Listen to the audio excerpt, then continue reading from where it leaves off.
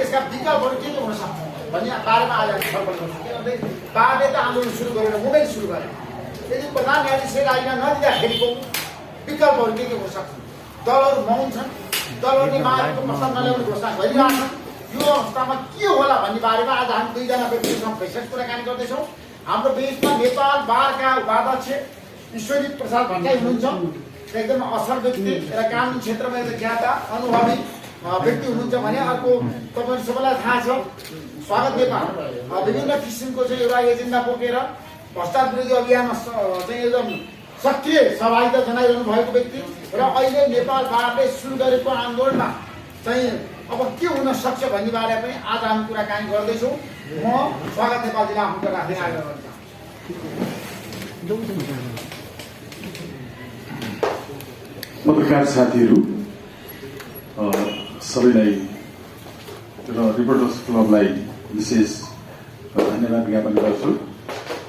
राम्रो चाहिँ आन्दोलनको घोषणा सङ्घर्षको कार्यक्रम नेपाल बारको तर्फबाट जो भनिएको छ का तर्फबाट चाहिँ पहिला विचार राखिनु राम्रो हुन्थ्यो अनि त्यसपछि बरु टिप्पणी हुन सक्थ्यो। तर हामी स्वतन्त्र राष्ट्रिय अभियान अन्तर्गत स्वतन्त्र राष्ट्रिय कानुन व्यवसाय अभियानले आजभन्दा 3 वर्ष अगाडि नै न्यायालयभित्रको आमूल सुधारका लागि दीर्घकालीन प्रस्ताव सर्वोच्च अदालतमा पनि प्रस्तुत गरेका थियौं। संसद सचिवालयमा पनि वर्तमान प्रधान न्यायाधीश चोलेन्द्र शमशेर जबराज्यूलाई चाहिँ प्रश्न उठाइएका केही विषयहरूलाई ध्यानाकर्षण गराउँदै संसद सचिवालयमा हामीले 77/4/17 मा नै दर्ता गराएका थियौं। सबै दलहरूलाई पनि हामीले संसदीय दलका कार्यालयहरूमा गएर ध्यानाकर्षण गराएर दर्ता गराएका थियौं। त्यो संसद सचिवालयमा रहेको 2077 4 महिना 17 गतेको दर्ता नम्बर 1 रहेको त्यो कार्यक्रम पश्चात हामी यहाँ आइरहेका छौं। हामीले न्यायपालिका भित्रको जो विकृति छ, विसङ्गति छ, जनतालाई अन्याय गर्ने कामहरू भएका छन्, यी विकृतिको विसङ्गतिको विरुद्धमा आवाज उठाउँदै कम्तीमा बन्दी प्रत्यक्षीकरणको मुद्दा, थुनुवाका मुद्दाहरू पनि नहेर्नु भनेको विश्वव्यापी मानवाधिकारको उल्लङ्घन हो। त्यो मानवता विरुद्धको अपराध हो।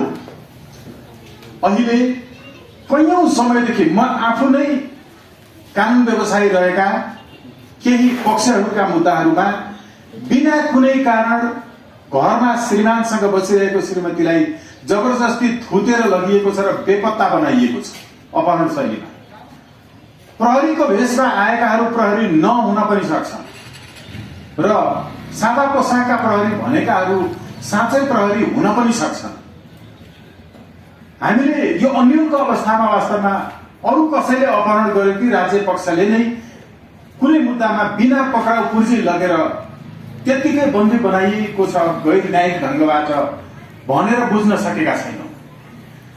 राज्य अभिभावक हो, कहिलेकाहीँ राज्यसँग नागरिकको र कुनै संस्थाको विवाद भयो भने त्यति बेला राज्य अथवा सरकारको समेत अभिभावक हो न्यायालय। न्यायालय सरकारको पनि अभिभावक हो। आम नागरिकको त अभिभावक हुँदै हो यस अर्थमा कि त्यसरी बेपत्ता बनाइएका व्यक्तिहरूको सम्बन्धमा बन्दी प्रत्यक्षीकरणको रिट लिएर पुगेका नागरिकहरूको सम्बन्धमा न्यायाधीशहरूले हामी जनताबाटै तिरेको करबाट उठेको राज्य कोषबाट तलब भत्ता लिएर हाम्रा मुद्दाहरू हेरिएका छैनन्। हाम्रा पक्षले हामीलाई यो भनेका छन्। हामी संसारमा यस्तो कुनै आन्दोलन देख्दैनौं जहाँ बन्दी प्रत्यक्षीकरणको समेत मुद्दा नहेरिकन न्यायाधीशहरूले तलब लिनु, भत्ता लिनु।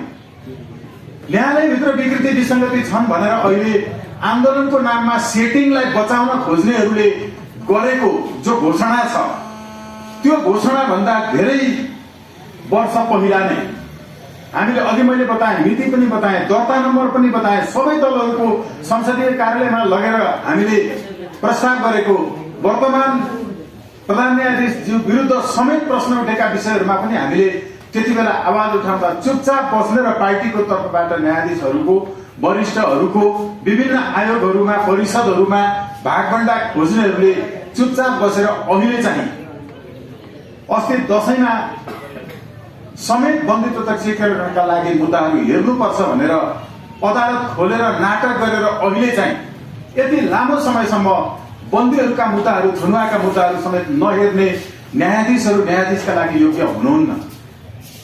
यो पुष्टि भइसकेको छ र सबभन्दा महत्त्वपूर्ण कुरा अहिले हामीले स्वतन्त्र राष्ट्रिय कानुन व्यवसाय अभियानको तर्फबाट आन्दोलनको घोषणा गरेका छौँ। हामीले भोलिदेखि नै नेपाल बार सर्वोच्च अदालत परिसरभित्र कालो पट्टी बाँधेर बन्दी प्रत्यक्षीकरणको रिट समेत नहेर्ने न्यायाधीश र नहेर्ने कुरालाई समर्थन जनाउने जति पनि कानुन व्यवसायीकै नेतृत्वहरू पनि किन नहुन्, पूर्व न्यायाधीशहरू किन नहुन्, पूर्व बार अध्यक्षहरू किन नहुन्, उहाँहरूको पनि यो कुकृत्यका विरुद्ध समेत कालोपट्टि बाँधेर प्रदर्शन गर्ने कार्यक्रम हाम्रो भोलिदेखि छ। त्यो बिहान 10 बजेदेखि हुनेछ। त्यसै गरी हाम्रो अर्को कार्यक्रम 15 गते विरोध यो कायमै रहन्छ कालोपट्टि बाँध्ने र सँगसँगै न्यायाधीशहरूका लागि सर्वोच्च अदालतमा ज्ञापन पत्र बुझाउने कार्यक्रम छ। त्यस पश्चात अर्को हाम्रो कार्यक्रम 16 गतेसम्म पनि बन्दी प्रत्यक्षीकरण र थुनुवाका मुद्दाहरू नहेरिने हो भने जनताले बन्दी हुँदा समेत न्यायालयबाट न्याय पाइने रहेनछ भन्ने बुझेर अदालतप्रति न्यायाधीशहरूको कारण अनास्था सिर्जना हुने भएको हुँदा जनतामा अदालतप्रतिको अनास्था न्यायाधीशहरूले नै सिर्जना गरेको कारण हामी न्यायाधीशहरूका विरुद्ध अदालतको अपहेलनाको मुद्दाको प्रक्रिया अगाडि बढाउनेछौँ। हाम्रो आन्दोलनको कार्यक्रम मात्रै यो छ। त्यसै गरिकन 17 गते देशैभरिका अदालत र परिसरहरूमा बार परिसरहरूमा विरोध कार्यक्रमहरू गर्ने कालोपट्टि लगायत बाँधेर प्रदर्शन गर्ने कार्यक्रम छ र 18 गतेदेखि जनतालाई आफ्नो मुद्दा नहेरिएकोमा र नहेर्नलाई सहयोग गर्ने कार्य विरुद्ध सार्वजनिक रूपमा सडक आन्दोलनहरू गर्ने कार्यक्रम छ। र यो बीचमा हामी जुम मिटिङहरू लगायतबाट अरू सबै बार इकाइहरूबाट समेत विभिन्न जिल्लामा रहनुभएका स्वतन्त्र कानुन व्यवसायीहरूको तर्फबाट आएका सुझावहरूलाई ध्यानमा लिँदै अरू कार्यक्रमहरूको पनि हामी निरन्तर रूपमा सञ्चालन गर्नेछौँ। यो स्वतन्त्र राष्ट्रिय कानुन व्यवसाय अभियान जो अहिले कम्पनीको रूपमा प्रयोग गर्न खोजिएको नेपालमा, प्रालीको रूपमा प्रयोग गर्न खोजिएको नेपालमा, जसको पूर्व नेतृत्व वर्तमान नेतृत्व समेत मिलेर सर्वोच्च अदालतमा सेटिङ गर्ने एउटा समिति छ। म खुलेर भन्न चाहन्छु, यो अहिले भनिएको कथित आन्दोलन जो छ बन्दीको मुद्दा हेर्नु हुँदैन भन्ने पार्टीका कार्यकर्ताहरूको आन्दोलन हो।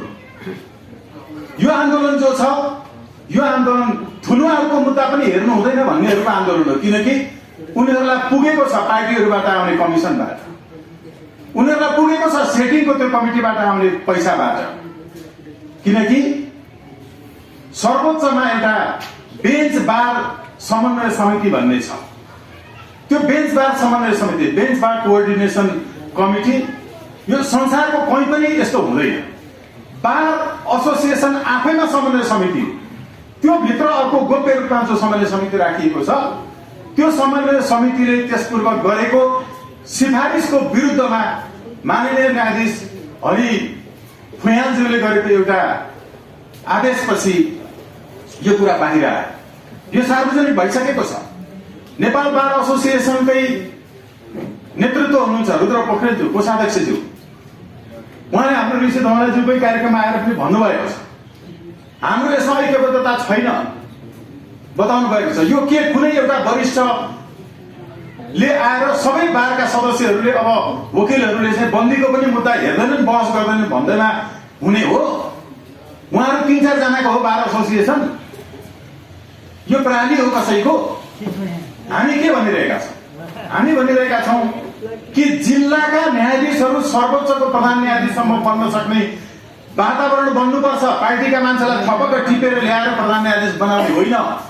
60 वर्ष पुग्न आँटेपछि न्यायाधीश नियुक्त हुने, 3 वर्षमा स्थायी हुने, त्यसपछि अनि जीवनभरि पार्टी कार्यकाल जे गरेको थियो त्यसलाई फुलफिल गर्ने माध्यमको रूपमा न्यायालयलाई प्रयोग गर्ने, अनि एउटा जिल्लादेखि न्यायाधीशको करियर बनाउँदै आएको मान्छे ऊ तलैबाट रिटायर भएर फर्किने, यस्तो हुन सक्दैन।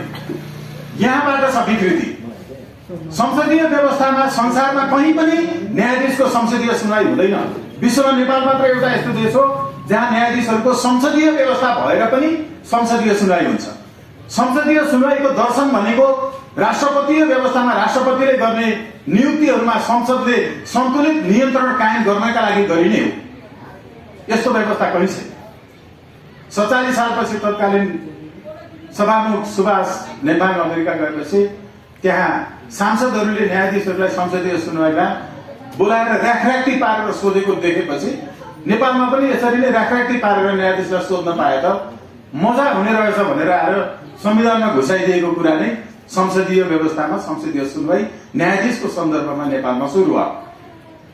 हामीले अहिले भइरहेको आन्दोलन यत्रो 11 वर्ष अगाडि हामीले सांसदहरू गुण्डा फटा बलात्कारी पार्टीहरूले उम्मेदवार दिएर बनाए, डनहरू पार्टीका उम्मेदवार भए, त्यस्ता उम्मेदवारहरूलाई बहिष्कार गर्न पाउने राइट टु रिजेक्ट हुनुपर्छ भनेर सर्वोच्च अदालतबाट फैसला हुँदा अहिलेसम्म कार्यान्वयन भएको छैन। तिमी हत्यारा हो, तिमी संसदमा जाने होइन, तिमी जेल जानुपर्छ भनेर सर्वोच्चले भनेका मान्छेहरू, विभिन्न पार्टीका नेताहरू हत्यामा संलग्न थिए। म कहाँ जेल जाने हो, म त तिमीले व्याख्या गर्ने कानुन लेख्ने ठाउँमा जाने सांसद हुन जाने हो भन्दै हिँडे। कार्यान्वयन भएन। यो कार्यान्वयन होस्, हुनुपर्छ, यसका लागि अदालती प्रहरी हुनुपर्छ भनेर यो आन्दोलन हुन लागेको हो। यो आन्दोलन अहिले कयौं वर्षदेखि मुद्दा झेल्दा झेल्दै साप्ताहिक सूचीमा आएको मुद्दा पनि न्यायाधीशले सोझै बिना कुनै जानकारी हटाइदिने जो परम्परा छ, यसको विरुद्ध कहीँ उजुरबाजुर गर्न सकिँदैन, पाइँदैन। यस्तो हुनुहुन्न भनेर भएको हो। यो आन्दोलन अहिले पार्टीको तर्फबाट सोझै आउने मान्छेहरूलाई न्यायाधीश बनाउनु हुन्न भनेर हुन लागेको हो। बर्दिवासमा एउटा बलात्कारपछि हत्या भएको विषयमा जाहेरी दरखास्त नबुझेकोमा पछि आन्दोलन गर्नुपर्ने, त्यसपछि गोली चल्नुपर्ने, मान्छे मर्नुपर्ने, अनि मात्रै जाहेरी दरखास्त दर्ता गर्नुपर्ने त्यो एउटा कानुन मन्त्री जो अदालतको पनि मन्त्री मानिन्छ, यिनीहरूले सञ्चालन गर्ने, गृह मन्त्रीले सञ्चालन गर्ने, जाहेरी दरखास्त बुझ्न समेत न्यायालयभित्र आउन समेत यस्तो अवस्था छ मान्छेहरूको। सदीक्षा दासपुराले दाजुको हत्या भएको विषयमा कयौं पटक आन्दोलन गरेपछि मात्रै अदालतमा प्रवेश पाउने यो विकृति हुनु हुँदैन भनेर आन्दोलन भएको हो। आन्दोलन त अघि मैले भने कि यो बेन्च बार समन्वय समिति भन्ने जो छ, यो समिति नै त्यहाँभित्रको मुख्य सेटिङ गर्ने समिति हो। यो समितिलाई बचाउनका लागि र यसले भन्न खोजेको कुराहरू, यसको सहमति जो गरिएको थियो गैर कानुनी गैर संवैधानिक कुनै कानुनमा ऐनमा नभएको त्यस्तो समन्वय भन्ने नामको सेटिङ समितिले भनेको कुरा नमानिएपछि भएको आन्दोलन हुन्छ। यसो भएको हुनाले बारको आन्दोलन विरुद्ध हाम्रो आन्दोलन होइन, तर हाम्रो आन्दोलन भोलिदेखि छ। त्यो आन्दोलन सर्वोच्च अदालतभित्र, बार परिसरभित्र कालोपट्टि बाँधेर छ साथीहरूलाई। हामी देशैभरिका साथीहरूलाई त्यसमा सहभागी हुन आह्वान गर्छौँ कालो पट्टी बाँधेर। त्यसपछि हामी बन्दी प्रत्यक्षीकरणको मुद्दा समेत नहेर्ने वकिलहरू, न्यायाधीशहरू जो छन्, हेर्नुहुन्न भने हेर्न रोक्न लगाउन खोज्नेहरूले अदालतप्रति अनास्था सिर्जना गरेका छन्। त्यो अदालतको अपहेलना हो र ती न्यायाधीशहरू समेत विरुद्ध हाम्रो आन्दोलनको कार्यक्रम अन्तर्गत मुद्दाको प्रक्रिया अगाडि बढाउने हाम्रो अर्को कार्यक्रम हुनेछ। त्यसपछि हामी सडक सङ्घर्षका कार्यक्रमहरू पनि गर्नेछौँ र यो अहिलेको जो आन्दोलनको नाममा भएको छ, यहाँभित्र यसो भन्न सकौँ कि जिल्लाको न्यायाधीश प्रधान न्यायाधीश हुने गरिकन जानुपर्छ, बाहिर पार्टीबाट ल्याउनु हुँदैन। यसो भन्न सकौँ कि पेशी सूचीहरू जस्तै कुनै जानकारी नदिकन स्थगित गरिएकोमा खोज्नु पर्यो नि वकिलहरूले। जनताको कुरा गरिरहेका छौँ हामी। कुनै एउटालाई वरिष्ठ हुन नपाएको कारण, कुनै एउटा न्यायाधीश हुन नपाएको कारण, कसैलाई चाँडो प्रधान न्यायाधीश हुन नपाएको कारण आन्दोलन हुन्छ।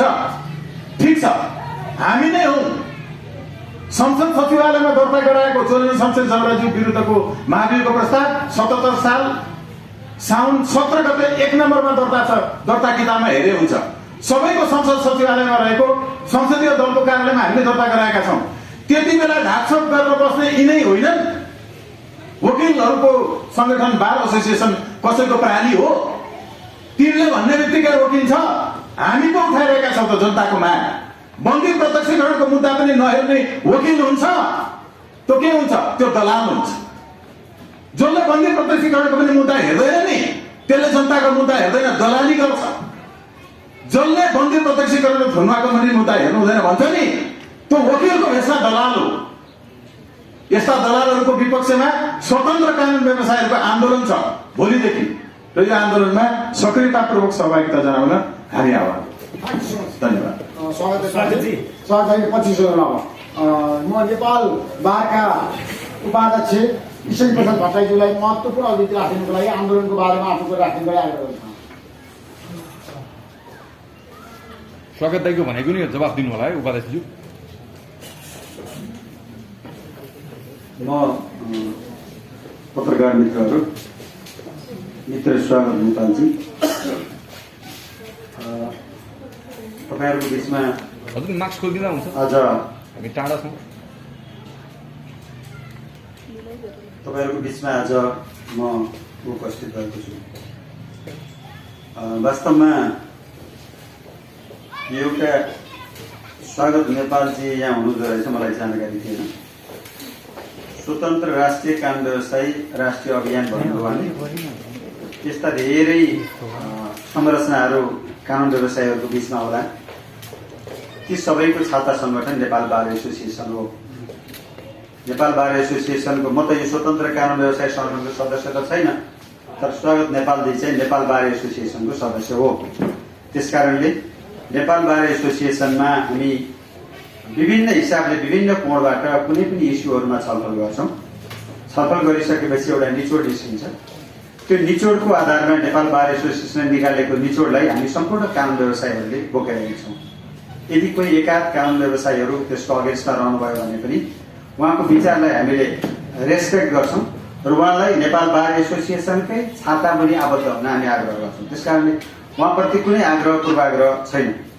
मलाई निर्वाचित गर्नमा पनि उहाँको योगदान छ। उहाँले मतदान गरेर म निर्वाचित भएको हुँ। त्यसकारणले मैले फेरि पनि उहाँलाई के निवेदन गर्न चाहन्छु भने तपाईँ बडो अचम्मको कुरा गर्नुभयो। हामीले भोलिदेखि हामीले जुन कार्यक्रम राखेका छौँ त्यसैसँग मिल्दोजुल्दो फेरि कालोपट्टि बाँधेर, ठिकै छ तपाईँको कालोपट्टि बाँधेर तपाईँले उठाएका विषयवस्तुहरू नेपाल बार एसोसिएसनकै एजेन्डा हो।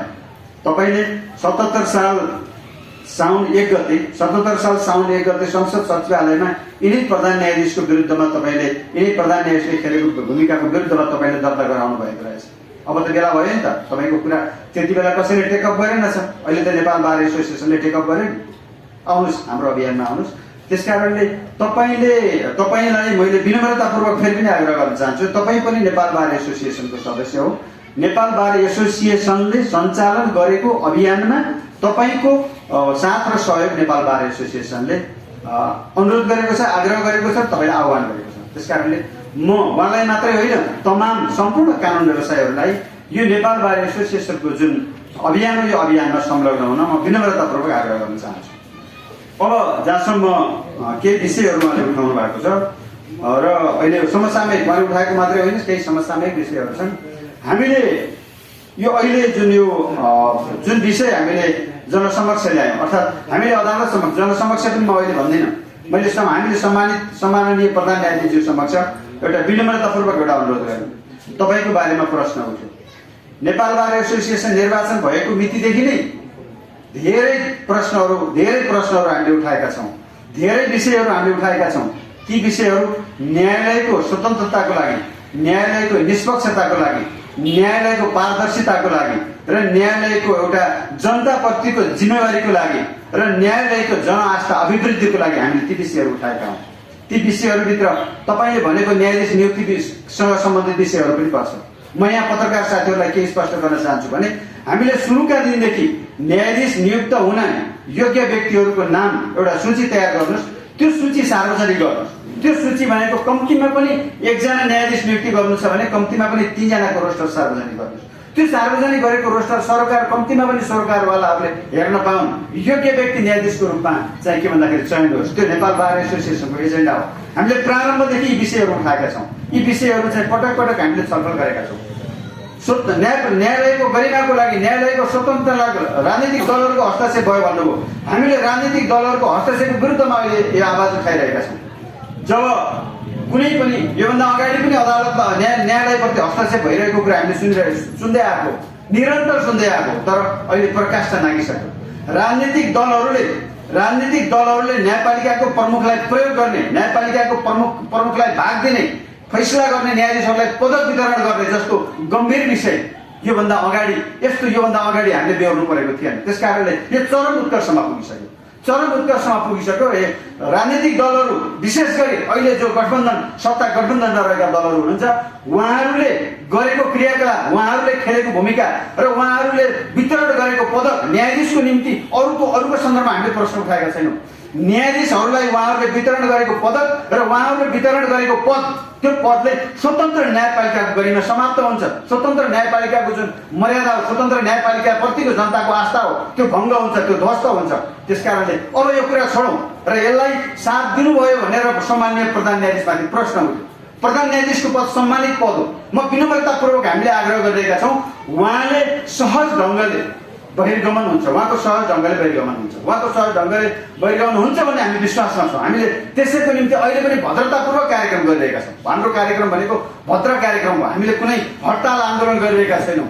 म एउटा कुरा पत्रकार बन्धुहरूलाई के विनम्रतापूर्वक आग्रह गर्न चाहन्छु भने हामीले अदालत बहिष्कार गरेका छैनौँ, हामीले इजलास बहिष्कार गरेका छैनौँ। इजलास बसेको छैन, के कारणले बसेको छैन तपाईँहरू विज्ञ हुनुहुन्छ, तपाईँहरू जानकार हुनुहुन्छ। तर नेपाल बार एसोसिएसनको प्रेस विज्ञप्ति हेर्नुहोस्, इजलास बहिष्कार गर्ने कुरा नेपाल बार एसोसिएसनको प्रेस विज्ञप्तिमा उल्लेख छैन।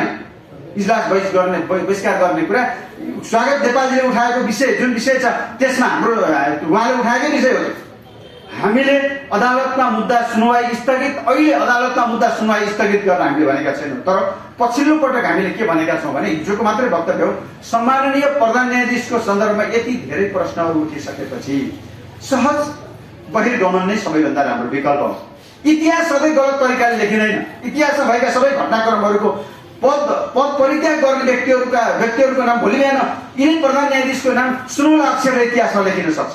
जसले आफूमाथि प्रश्न उठासाथ मार्ग प्रशस्त गर्यो भन्ने कुरा सुनौला अक्षरले इतिहासमा नाम लेखिन सक्छ। त्यसैले मैले यो मञ्चबाट पत्रकार बन्धुहरूको अगाडिमा के विनम्रतापूर्वक सम्माननीय प्रधान न्यायाधीशजी समक्ष फेरि पनि के विनम्र अनुरोध गर्दछु भने तपाईँले मार्ग प्रशस्त गर्नु भनेको एउटा स्वतन्त्र न्यायपालिकाको रक्षाको निम्ति तपाईँले ठुलो योगदान गर्नु, तपाईँले ठुलो सेक्रिफाइस गर्नु। त्यसकारणले गर्दाखेरि फेरि पनि हाम्रो आग्रह छ, तपाईँमाथि प्रश्न उठ्यो, तपाईँबाट कमी कमजोरी भएका हुन् होइनन् भन्ने कुरा पछि समीक्षा गरौँला, इतिहासलाई समीक्षा गर्ला। तर तपाईँले अहिले मार्ग प्रशस्त गरिदिनु हो भने तपाईँको नाम इतिहासमा सुनौला अक्षरले लेखिनेछ। त्यसकारणले यो सम्माननीय प्रधान न्यायाधीशज्यूको एउटा प्रतिष्ठाको निम्ति यो चाहिँ के भन्दाखेरि स्वतन्त्र न्यायपालिकाको गरिमा र स्वतन्त्र न्यायपालिकाको एउटा रक्षाको निम्ति उहाँले गर्ने योगदान चाहिँ के भन्दाखेरि यो एउटा अविस्मरणीय हुनेछ। इतिहासमा अविस्मरणीय हुनेछ, सुनौला अक्षरले लेखिनेछ। त्यसैले म फेरि पनि आग्रह गर्न चाहन्छु, नेपाल बार एसोसिएसन कुनै पनि जोर जबरजस्ती गर्न खोजिरहेको छैन। अहिले नेपाल बार एसोसिएसनले जोर जुलुमका साथ सम्माननीय प्रधान न्यायाधीशको ठाउँमा अर्कोलाई ल्याएर राख्न खोजिरहेको छैन। त्यसकारणले मेरो पहिलो निवेदन गराइ के हो भने सम्माननीय प्रधान न्यायाधीशज्यूको सन्दर्भमा जति पनि प्रश्नहरू उठे ती प्रश्नहरूको निराकरण, ती उठेका प्रश्नहरूको समीक्षा गर्ने समय छ। तर उहाँले अहिले मार्ग प्रशस्त गरिदिनु भयो भने वास्तवमा उहाँको पनि इतिहासमा सुनौला अक्षरले नाम लेखिन्छ र उहाँको पनि हित हुन्छ र हामीले उठाएका विषयवस्तु पनि एउटा चाहिँ के भन्दाखेरि सम्बोधन गर्ने अवसर मिल्छ भन्ने मेरो पहिलो निवेदन हो। दोस्रो, हामीले अब अहिले प्रधान न्यायाधीशले राजीनामा दिने बित्तिकै सबै कुरा चाहिँ सल्टिन्छ त? त्यो होइन। हामीले विभिन्न बुदामा 19 बुदामा सुझावहरू प्रस्तुत गरेका थियौँ। हामीले प्रस्तुत गरेका 19 बुदाहरूमा न्यायालयको सुधारको निम्ति हो, नेपाल बार एसोसिएसनले उठाएको विषय, अघि स्वागत नेपालजीले जे कुराहरू राख्नुभयो ती सबै कुराको सुधारको निम्ति हो। ती कुराहरू हामीले प्रष्ट रूपमा उल्लेख गरेका छौँ। चाहे न्यायाधीश नियुक्तिको सन्दर्भ होस्, चाहे पेशी तोक्ने कुराहरूको सन्दर्भ होस्, चाहे पेशी व्यवस्थापनको सन्दर्भ होस्। हामीले 1.5 वर्ष अगाडिदेखि अदालतमा पेशी तोक्ने पद्धति अटोमेटेड सिस्टमबाट चाहिँ आउनुपर्छ भनेर भन्यो। सम्माननीय प्रधान न्यायाधीशको पालामा मुख्य रजिस्ट्रारले एउटा कार्ययोजना प्रस्तुत गर्नुभयो। हामीले कम्तीमा पनि 1 वर्षभित्र अटोमेटेड सिस्टम लागू गर्छौँ भनेर उहाँले भन्नुभयो। त्यो अटोमेटेड सिस्टम भनेको चाहिँ मुद्दाको न्यायाधीश कहाँ तोक्ने भन्ने कुरा पद्धतिले, सिस्टमले, त्यो चाहिँ सफ्टवेयरले डिसाइड गर्छ। प्रधान न्यायाधीश आफैले चाहिँ फलानु बेन्चमा तोक्ने भन्ने हुँदैन। त्यसले गर्दाखेरि प्रधान न्यायाधीशमाथि उठेका प्रश्नहरू पनि के भन्दाखेरि त्यो निराकरण हुन्छ। ती कुराहरू हामीले धेरै अगाडिदेखि उठायौँ, अहिलेसम्म त्यसको कार्यान्वयन सकेन। हामीले त्यसको कार्यान्वयन होस् भन्ने हो। अहिले सम्माननीय प्रधान न्यायाधीशज्यूको बहिर्गमन पछाडि पनि भोलिपल्टदेखि ती कुराहरू लागू हुन्छन् कि हुँदैनन्? ती कुराहरू लागू हुँदैनन् भने हामी त्यसभन्दा पछाडि नेतृत्वमा जानेहरूसँग पनि यही प्रश्नहरू उठाउँछौँ। त्यस कारणले गर्दाखेरि यदि त्यसपछि पनि फेरि सत्ता पक्षले सरकारमा रहे राजनीतिक दलहरूले निरन्तर अदालतको नेतृत्वमाथि न्यायपालिकाको नेतृत्वमाथि हस्तक्षेप गर्ने कुरा प्रभाव पार्ने कुराहरू उहाँले गर्नुभयो त्यस्ता खालका क्रियाकलापहरू फेरि पनि निरन्तर रह्यो भने हामी त्यसलाई चाहिँ छोड्नेमा छैनौँ। अहिले जुन प्रश्नहरू उठे त्यो प्रश्नहरू उठेको कारणले गर्दाखेरि सबैभन्दा बढी जिम्मेवार न्यायपालिकाको प्रमुख हुनुहुन्छ, सबैभन्दा बढी जिम्मेवार त्यसको नेतृत्वकर्ता हुनुहुन्छ।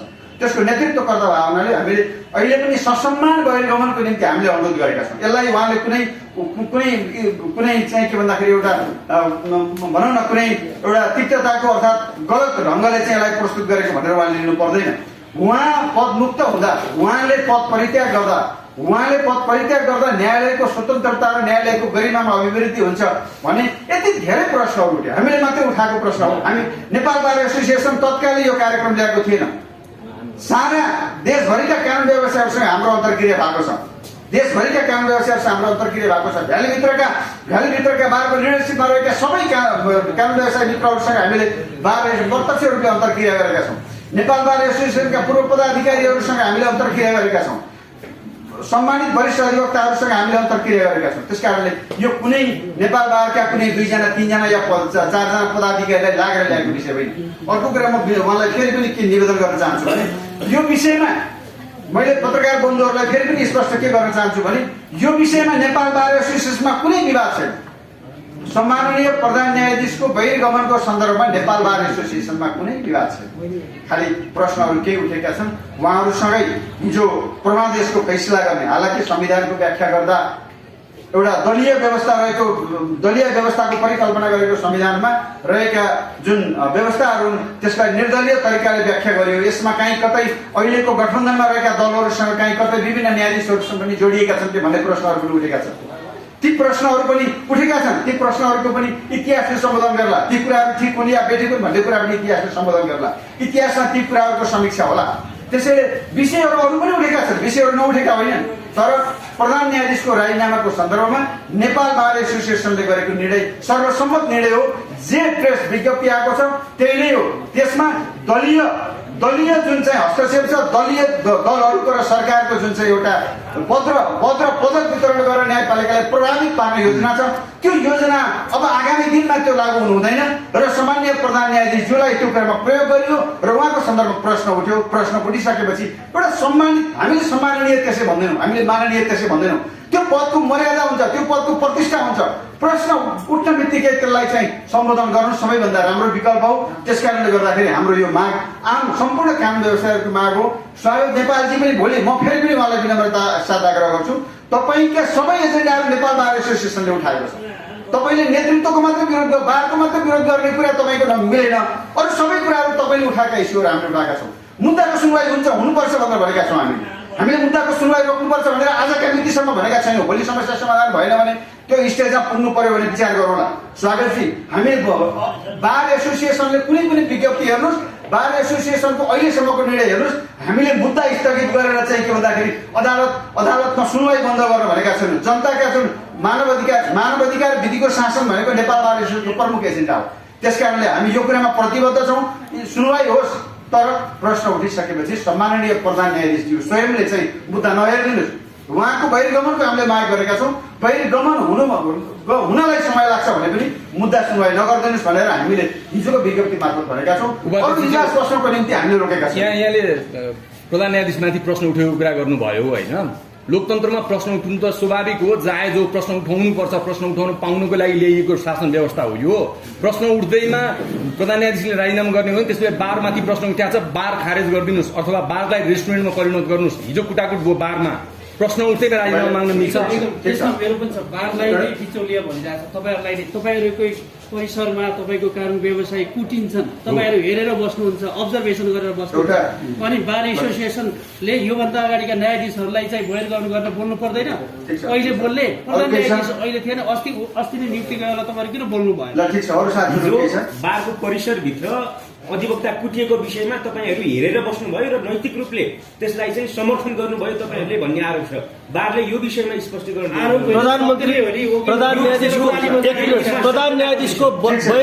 प्रधान न्यायाधीशको बहिर्गमनको व्यवस्था के छ संविधानमा? संविधानमा एकदमै सडकबाट जाने हो कि प्रधान न्यायाधीश संविधान र कानुनबाट जाने हो? तपाईँहरू 2-4 जना वरिष्ठले बोलेर त जाने हो। हामीले हाम्रो संविधानमा प्रधान न्यायाधीशको बहिर्गमनको विषयमा सडकका कुरा राखेका छैनौँ भन्ने हामीलाई लाग्छ।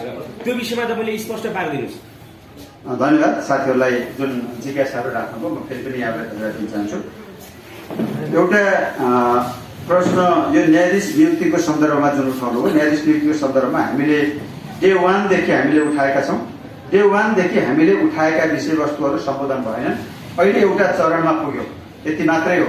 तपाईँहरूले विगतमा नेपाल बार एसोसिएसनले निकालेका विज्ञप्तिहरू, नेपाल बार एसोसिएसनले ध्यानाकर्षण गराएका कुराहरू तपाईँहरूले खोतलेर पत्रकार बन्धुहरूले खोतलेर पठाएर हेर्नुहोस्। हामी कुनै पनि विषयमा चुप लागेका छैनौँ, निरन्तर यी विषयहरू उठाएका छौँ। जहाँसम्म हिजो सर्वोच्च अदालतमा बार एसोसिएसनमा भएको घटनाको कुरा गर्नुहुन्छ, 2 जना कानुन व्यवसायहरूको बिचमा केही निजी कुराहरूको सन्दर्भमा उहाँहरूको बिचमा केही वाद विवाद भयो।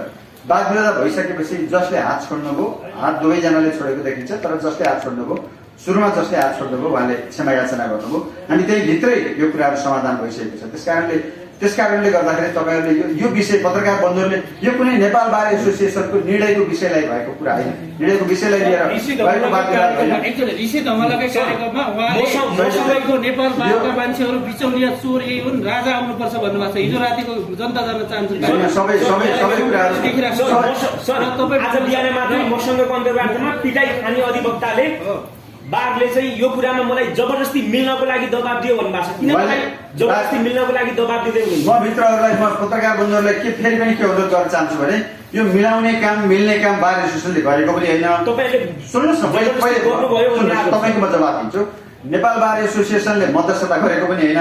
उहाँहरूको बिचमा प्राङ्गणमा केही विवाद भयो। विवाद भइसकेपछि अन्य कानुन व्यवसायीहरूले मध्यस्थता गर्नुभयो र जसले गल्ती गर्नुभयो उहाँले क्षमा याचना गर्नुभयो। तीबाट सकियो। यो विषय बारमा आएको छैन। बारको कुनै पदाधिकारी, कुनै बारमा यो विषय आएको पनि छैन। बारको कुनै पदाधिकारी त्यो मिलाउन या के गर्नु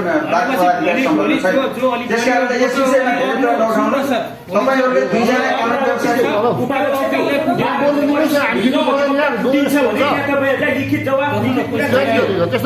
बारको परिसरले पुगेको विषय होइन। हिजो बेलुकाको अन्तर्वार्ता मैले पनि सुनेको छु। उहाँहरूको बिचमा विवाद हो, टेलिभिजनमा पनि उहाँले हात मिलाएर हिँड्नु भएको छ। त्यसकारणले यसलाई चाहिँ उछाल्नु पर्ने पनि जरुरी छैन। उहाँहरूको निजी विवाद हो, कहीँ कतै विषयवस्तु कहीँ कतै उहाँहरूले जोड्नुभयो होला, तर उहाँहरूको यो निजी विवाद हो। निजी विवाद समाधान भइसकेको छ। बारमा यदि आयो भने हामी फेरि पनि अझै पनि हामी छलफल गर्दैछौँ। यो जति पनि मिडियाहरूले बाहिर ल्याउनु भयो ती विषयमा पनि हाम्रो ध्यान आकर्षण भएको छ। हामी फेरि भोलि यस विषयमा छलफल पनि गर्छौँ। तर यो बारको निर्णयसँग सम्बन्धित विषय होइन। यो मिलाउने कुरामा बार एसोसिएसनसँग उजुरी पनि आएको छैन। मिलाउने कुरामा बारका कुनै पनि पदाधिकारी सम्बन्ध छैन। यो कुरा चाहिँ म यहाँ बरोमा आदेशको आदेश र गठबन्धनको सरकारको कुरा यहाँले गरिरहँदा त्यो यहाँको व्यक्तिगत धारणा कि बारको साझा धारणा, यो विषयमा प्रश्न पारिदिनु। नेपाल बार एसोसिएसनको निर्णय त्यो साझा धारणा हो, सबैको सर्वसम्मत निर्णय हो। त्यो निर्णय तपाईँहरूले पल्टाएर हेर्न सक्नुहुन्छ। त्यो निर्णयको सन्दर्भमा हामी कसैले पनि कुनै पनि कानुन व्यवसायका विमति मेरो पनि फरक मत हुन सक्छ, तर बार एसोसिएसनले निर्णय गरिसकेपछि हामी सबैको एजेन्डा त्यही एजेन्डा लिएर हामी यहाँ मेरो अन्तिम प्रश्न, यहाँले न्यायाधीश नियुक्तिको विषयमा हामीले बारम्बार प्रश्न उठायौँ भन्नुभयो। आजसम्म बारले न्यायिक परिषद र संवैधानिक परिषदको विषयमा प्रश्न उठाउने ल्याकत राखेको छ? तपाईँ यो कुरा चाहिँ तपाईँले नेपाल बार एसोसिएसनको अन्त कहीँ जानु पर्दैन, वेबसाइटमा हेर्नुहोस्। नेपाल बार एसोसिएसनका प्रेस विज्ञप्तिहरू राम्रोसँग अध्ययन गरिदिनुहोस्। न्यायाधीश नियुक्तिको सन्दर्भमा सबैभन्दा पहिले हामीले पहिलो मिटिङबाट 3 दिन लगातार हामी 2075 साल फाल्गुन 20 गते हामीले कार्यभार सम्हालिसकेपछि हामीले पहिलो मिटिङ लगातार 3 दिनसम्म बसेको बैठकबाट सबैभन्दा पहिलो बुँदामा उठाएको विषय भनेको न्यायाधीश नियुक्ति। तपाईँहरूले अध्ययन गरिदिनुहोस्, हेरिदिनुहोस्, त्यसबाट सबै मेरो प्रश्नको उत्तर आएन। प्रधान न्यायाधीशको बहिर्गमनको विषयमा प्रधान न्यायाधीशको बहिर्गमन विधि र प्रक्रियाको कुरा यहाँहरूले गर्नुभएको छ। हामीले उहाँलाई जबरजस्ती उठाएर अर्को ठाउँमा लान खोजिरहेका छैनौँ। त्यो संविधानमा एउटा कुरा हेर्नु होला तपाईँहरूले, प्रधान न्यायाधीशको पद राजीनामा दिए पनि रिक्त हुन्छ। राजीनामा दिने कुरा पनि विधि र संविधान संगतै हो। त्यस कारणले यसको सहज निकासको निम्ति उहाँकै एउटा इतिहासमा एउटा चाहिँ सुनौलो अक्षरले उहाँको नाम लेखिनको निम्ति पनि त्यो बाटो संविधानले दिएको त्यो बाटो चाहिँ स्वीकार अवलम्बन गरेर बहिर्गमन गरिदिनुहोस् भन्ने हाम्रो आग्रह। एउटा अन्तिम जिज्ञासा उपाध्यक्षज्यू, बार बेन्च जुन कोअर्डिनेसन कमिटी छ यसले दलालीको काम गरिरहेको छ, यो खारेज गर्नुपर्छ भनेर स्वागत दाइले भन्नुभएको छ, यो विषयमा तपाईँको धारणा के हो? जहाँसम्म तपाईँले बार र बेन्च समन्वय समितिको कुरा गर्नुभयो, बार र बेन्च समन्वय समितिले नेपाल बार एसोसिएसनले गरेका निर्णयहरूको सन्दर्भमा अदालतसँग समन्वय गर्ने कुराहरूको सन्दर्भमा कानुन बमोजिम गठन भएको त्यो संयन्त्र हो। यो कुनै यसको चाहिँ के अरे अन्य कुनै काम गर्नको लागि गठन भएको संयन्त्र होइन। प्रश्नहरू विभिन्न उठेका होलान्, प्रश्नहरू उठेका छन् भने त्यसको सम्बोधन गर्ने नेपाल बार एसोसिएसनको जिम्मेवारी हो। त्यहाँबाट अदालतका विकृति र विसङ्गति अन्त्य गर्नको निम्ति, मुद्दाहरूको व्यवस्थापन सही ढङ्गले गर्नको निम्ति, न्यायपालिकाको स्वतन्त्रता र गरिमाको निम्ति भूमिका खेल्नको निम्ति हामीले पठाएका हौँ। यदि त्यहाँ केही कमी कमजोरीहरू भयो भने त्यसको समीक्षा गर्ने, त्यसलाई चाहिँ त्यहाँ रहेका साथीहरूलाई विथड्र गर्ने। कमी कमजोरी भएको कि छैन त्यहाँभित्र? होइन, त्यो अहिले मैले तपाईँलाई के पनि भन्दिनँ। ती विषयहरू उठ्यो भने हामीले बार एसोसिएसनमा छलफल गर्छौँ। होला विभिन्न कोणबाट प्रश्नहरू उठ्यो भने त्यो उठेका प्रश्नहरू पनि हामी नेपाल बार एसोसिएसनमै छलफल गर्छौँ। त्यसलाई परिवर्तन गर्नुपर्छ कि त्यो कुरालाई हामीले अँगाल्नुपर्छ कि त्यो हाम्रो केन्द्रीय समितिको नेपाल बार एसोसिएसनको निर्णय अनुसार हुन्छ। अहिले मैले त्यस विषयमा के भन्न चाहन्छु। थ्याङ्क यू सो मच ईश्वरीजी, तपाईँलाई धेरै धेरै धन्यवाद दिन चाहन्छु। बारका उपाध्यक्ष ईश्वरी भट्टराईले प्रश्न आफ्नो राख्नु भएको छ। अब तपाईँहरूको प्रश्न कसैलाई छ?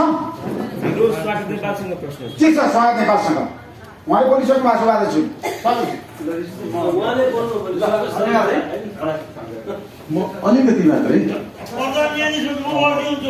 कस्तो भने एउटा व्यक्तिले के गर्छ भने बाटोमा गाडी गइरहेको बेलामा राति 1 बजेतिर त्यो अब ठाउँको नामै त नभनौँ, गाडी रोकेपछि प्रब्लम भएछ कि के हो भनेर अनि सिसा यसो तल झारेर हेर्दाखेरि दाइ मैले अहिलेसम्म 7 दिन भयो केही खाएको छैन, मेरो केही छैन, जम्मा यो एउटा रिभल्भर मात्रै छ भनेर यहाँ ल्याएर राख्छ कि।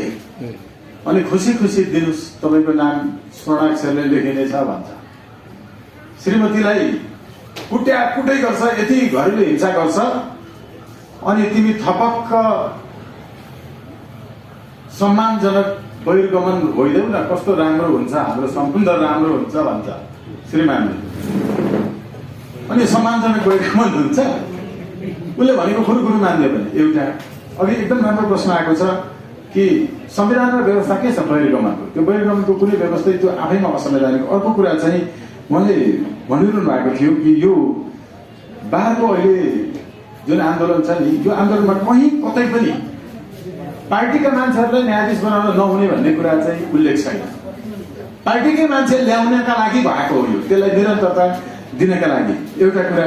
अर्को सार्वजनिक जमिन व्यक्तिको नाममा थपक्कै बनाउने मान्छेलाई सर्वोच्चको प्रधान न्यायाधीशको लाइनमा ल्याइयो त, त्यसको विरोध गर्यो बारले? कहिले गरेन नि। रञ्जन कोइरालाको सवालमा बारले कहिले विरोध गर्यो? हामीले त्यो विषयमा अहिलेको प्रधान न्यायाधीशको चाहिँ विरोध गरेका थियौँ, तर हामी नै राजीनामा भन्ने कुरो दिने हो कि संविधानमा राजीनामा दिएमा लेखेको छ, बारले राजीनामा मागेमा लेखा छ। राजीनामा भनेको सबै राजी खुसी भने हो, पर्नामा होइन नि त, त्यो त राजीनामा हो। राजीनामा भनेको राजी खुसी गर्ने हो। अनि जबरजस्ती तपाईँको चाहिँ गर्ने अनि हामीलाई खान देऊ, नभए तिम्रो इतिहासमा नाम कलङ्कित हुनेछ, नत्र राजीनामा देऊ भने स्वर्णाक्षरले लेखिन्छ। यस्तो तर्क हुन्छ? हामीले आजभन्दा 4 वर्ष अगाडि बालुवाटारको जमिन व्यक्तिको नाममा आयो भनेर मुद्दा दर्ता गर्यौं। स्वतन्त्र राष्ट्रिय अभियान कानुन व्यवस्था अभियानको तर्फबाट हाम्रो केन्द्रीय सदस्य युवराज कोइरालालाई हामीले मुद्दा दायर गर्दाखेरि जे डकुमेन्ट राख्यौं त्यो डकुमेन्टै तपाईको चाहिँ कृत्य बनायो भनेर हामीलाई मुद्दा हालियो, जेल पनि हालियो।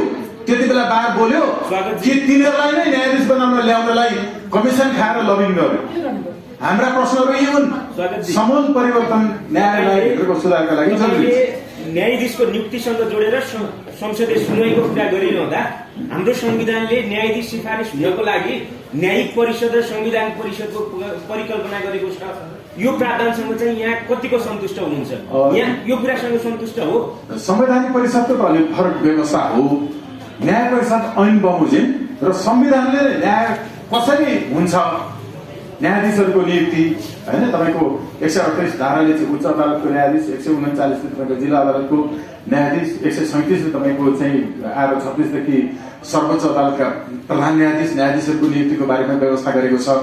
यो व्यवस्था नै स्वयंमा एकदमै यति जनविरोधी छ कि पार्टीका मान्छेले थपक्क टिपेर ल्याएर प्रधान न्यायाधीशको लाइनमा राख्ने प्रबन्ध मिलाइएको छ।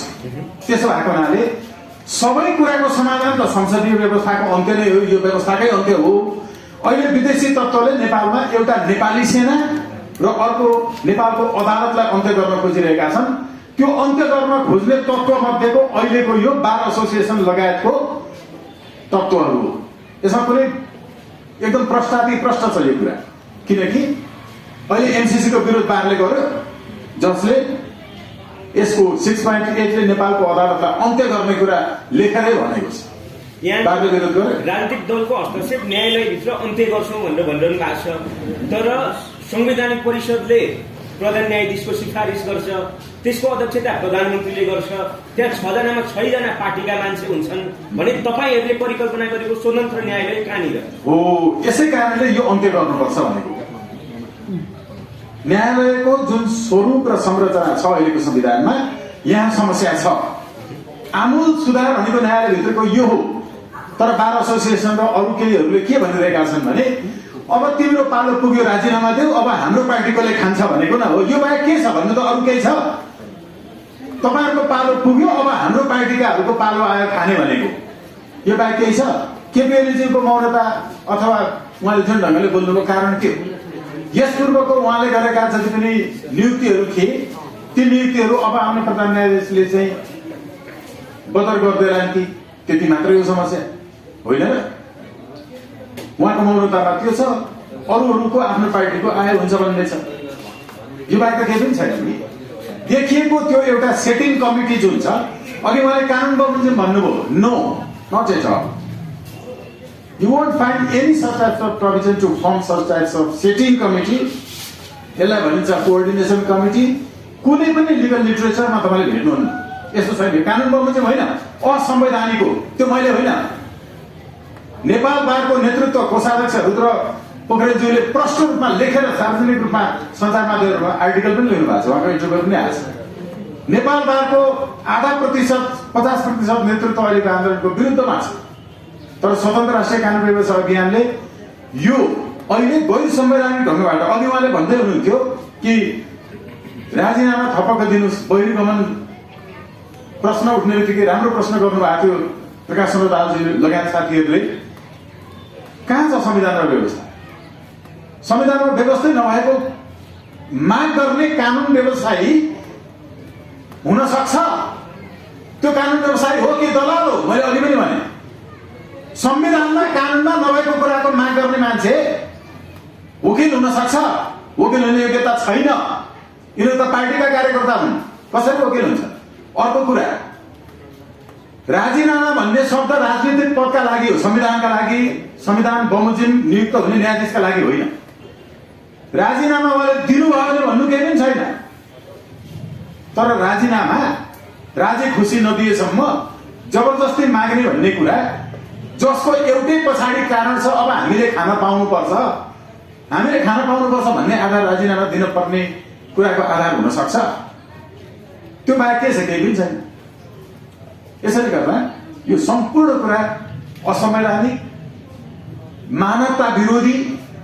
अहिले बार एसोसिएसनले भन्यो बन्दी प्रत्यक्षीकरणको मुद्दा चाहिँ हेर न भन्यो, तपाईँहरूले भनेकै माग हाम्रो हो अरे। त्यसो भनेको छ र बारले? भनेको छैन। नहेर्नलाई जवाब दिएको छ, अनि कसरी हुन सक्छ? त्यो भएको हुनाले यो सम्पूर्ण मानवता विरोधी। यदि तुरुन्तै बन्दी प्रत्यक्षीकरणका धुन्धुवाका मुद्दाहरू समेत हेरिएन भने यो बारको नेतृत्वलाई पनि साँठगाँठ गरेको र मुद्दा नहेर्ने न्यायाधीशका विरुद्ध पनि हामी अन्तर्राष्ट्रिय अदालतसम्म जान सक्ने ठाउँ छ। किनकि यसरी बन्दी बनाइएको विषयमा चाहिँ गैर कानुनी ढङ्गले मानवाधिकारको ठाडो उल्लङ्घन गरेर यति लामो समयसम्म कसैलाई बिना पक्राउ पुर्जी राखिएको विषय अन्तर्राष्ट्रिय मानवाधिकार कानुनको उल्लङ्घन। हाम्रो उहाँ कृष्ण प्रसादजी हुनुहुन्छ अन्तर्राष्ट्रिय मानवाधिकार कानुनको विज्ञ, धेरै पुस्तकहरूमा लेखेको विदेशीले पनि पढ्छ। यसकारण यो अन्तर्राष्ट्रिय अदालतसम्म जान सक्ने विषय हो। नेपालको अनुहारमा कालो पोतिएको छ इन्टरनेसनल लिगल डेभलपमेन्टको हिस्ट्रीमा। त्यो भएको हुनाले हामी फेरि पनि नेपाल बारले यो आयोजना गरेको भनेको सेटिङलाई कायम राख्ने कथित आन्दोलनको विरुद्धमा स्वतन्त्र कानुनका विषयहरूलाई डटेर लाग्नका लागि आह्वान गर्दछौँ, अनुरोध गर्दछौँ। धन्यवाद।